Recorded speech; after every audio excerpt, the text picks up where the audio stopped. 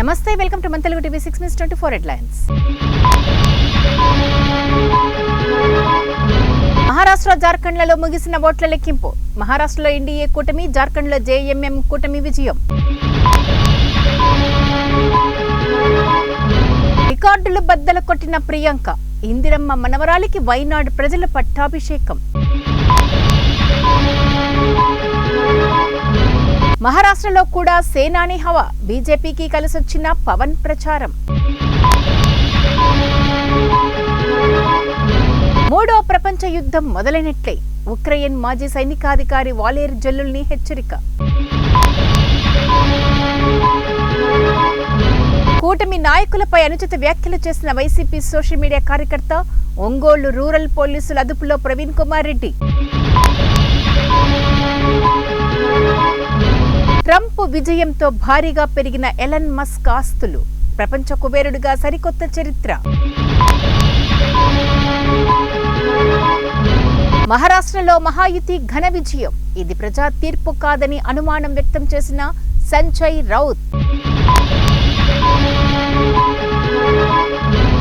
YCP ప్రభుత్వంలో చంద్రబాబుపై జరిగిన రాళ్ల దాడి. పోలీసుల అదుపులో 3 నిందితులు. రష్యాకు అక్రమంగా విమాన భాగాలు తరలింపు. అమెరికాలో భారతీయుడు అరెస్ట్. హష్ మనీ కేసులో ట్రంప్కు భారీ ఊరట. ఆ కేసుకు సంబంధించిన శిక్షను నిరవధికంగా వాయిదా వేసిన న్యూయార్క్ జడ్జి జువాన్ మెర్చర్.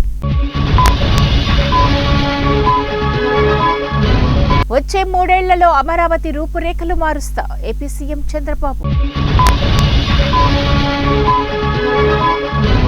దేశంలో జమిలీ వచ్చిన రాష్ట్రంలో మాత్రం షెడ్యూల్ ప్రకారం 2029లోనే సాధారణ ఎన్నికలు. AP CM Chandrababu. మణిపూర్ హింసలో ఇప్పటి వరకు 258 మంది మృతి. రాష్ట్ర ప్రభుత్వ భద్రతా సలహాదారు కుల్దీప్ సింగ్ వెల్లడి. ఏపీకి రావాల్సిన ప్రాజెక్టులపై కేంద్రంతో చర్చించండి. ఎంపీలకు చంద్రబాబు దిశానిర్దేశం. పోలవరం ప్రాజెక్టు ఎత్తు తగ్గించే ప్రసక్తే లేదు. మంత్రి నిర్మల స్పష్టం. జమ్మూలో రోడ్డు ప్రమాదం. అమ్మవారి ఆలయానికి వెళ్లి వస్తుండగా యాత్రికుల బస్సు బోల్తా. 9 మందికి గాయాలు.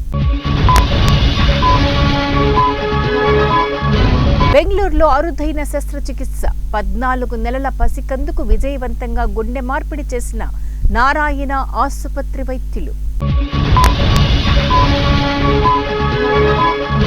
హైదరాబాద్లో దారుణం. కంటికి గాయమైందని ఆసుపత్రికి తీసుకువెళ్తే శాశ్వతంగా ఊపిరి తీసిన హబ్సీ కూడా ఆనంద్ కంటి ఆసుపత్రి సిబ్బంది. ఏపీకి మరో వాయుగుండం ముప్పు. 3 రోజులు భారీ వర్షాలు. మహారాష్ట్ర అసెంబ్లీ ఎన్నికల ఫలితాల్లో బీజేపీ కూటమి స్పష్టమైన ఆధిక్యం. ఈ నెల 26న నూతన ముఖ్యమంత్రి ప్రమాణ స్వీకారం. వైసీపీకి బిగ్ షాక్. పార్టీకి ఎమ్మెల్సీ పదవికి జయమంగళం వెంకటరమణ రాజీనామా.